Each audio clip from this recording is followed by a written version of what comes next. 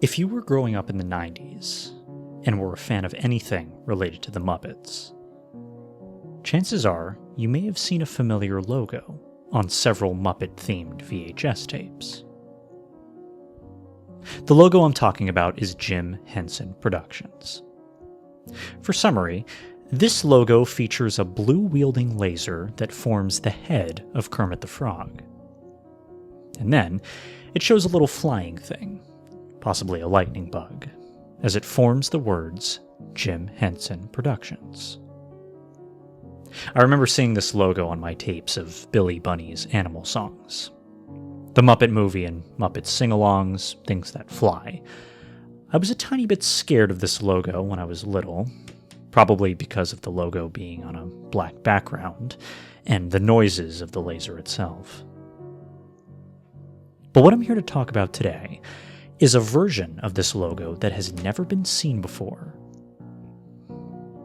and one that actually traumatizes me to this very day.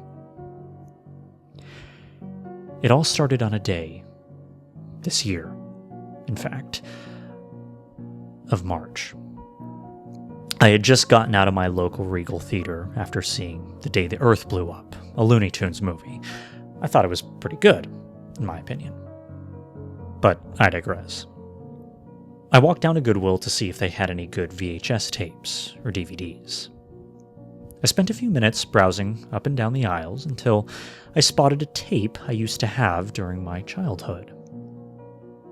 It was a VHS tape of Billy Bunny's animal songs, a tape I would watch all the time when I was little.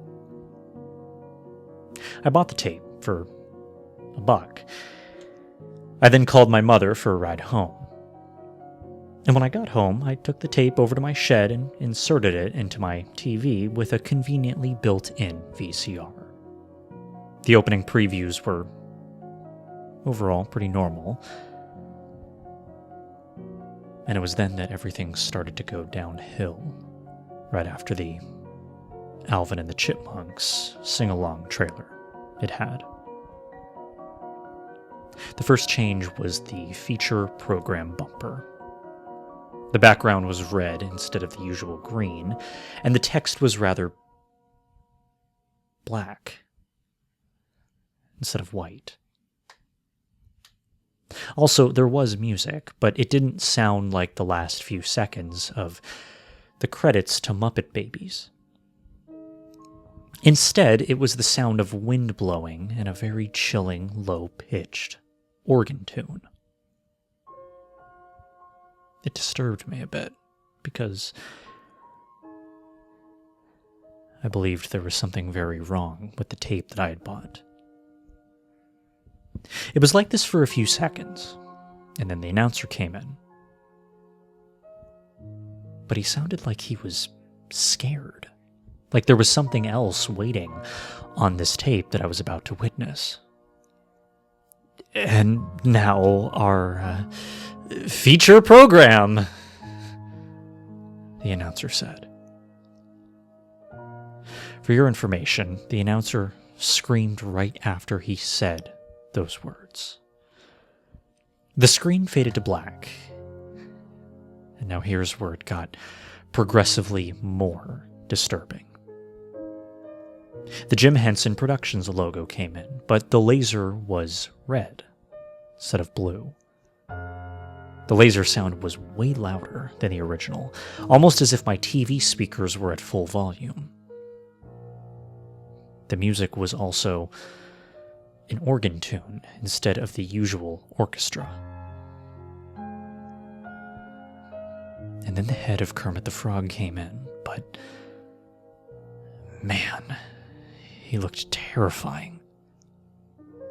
First of all, his head, like the laser, was red. His eyes were pitch black, and his pupils were also red. He had 2 sharp teeth, and it was then that the music had stopped. It just happened to stay on the shot of Kermit for an extremely long and uncomfortable period of time. The sound of wind from that feature program bumper returned, and somehow Kermit's mouth began moving, making me more scared than I already was. Kermit then proceeded to speak in a tone that was unrecognizable. Why? Why are you watching this tape? I'm going to give you something that'll make you ever regret finding this. The head of Kermit then disappeared, and what happened next actually just made me jump. It cut to a shot of a sunny field, which never happened in the original Jim Henson Productions logo. It was like this for a few more seconds before the camera started to turn around to another part of the field. Sweetums, one of the Muppet characters, started running up to the screen, but he was completely messed up. His skin was dirty and black instead of the usual gray. His eyes were just like Kermit's. While he was running, I started hearing the sound of a woman, her loud screams coming in. Sweetum's jump scare was apparently seizure-inducing, just flashing, and it caused me to close my eyes. I didn't want to risk it.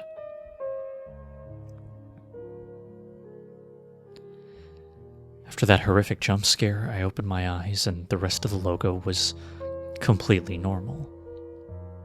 At this point, though, I couldn't take it anymore. I rewound the tape a bit so I could record this with my cell phone. I planned on showing this in the Discord server that I frequented. Once I finished recording, I took the tape out, grabbed my uncle's hammer, and smashed the tape to bits. I took the pieces of the remains of the tape and threw it in the garbage. Later that night, I was too traumatized to sleep. I was worried that I would have nightmares about it. Sleep did come eventually. And I did have a nightmare. It was a lot different, though. This dream involved me in the exact same Goodwill where I bought this VHS. When I picked up the tape, a Goodwill employee appeared in front of me and said, Sir, I would highly recommend not purchasing that. I ignored his warning and proceeded to purchase it. When I walked out, I saw that exact same Sweetums creature from the tape running towards me. In a panic, I woke up, but realizing it was just a dream, I decided to go back to sleep. I did have another dream. It was different, but I can't really remember what happened. Cut to the next morning. The first thing I did on my phone was write an email to the Jim Henson Company. I felt like they were the only ones who would be able to solve this case of this cursed logo.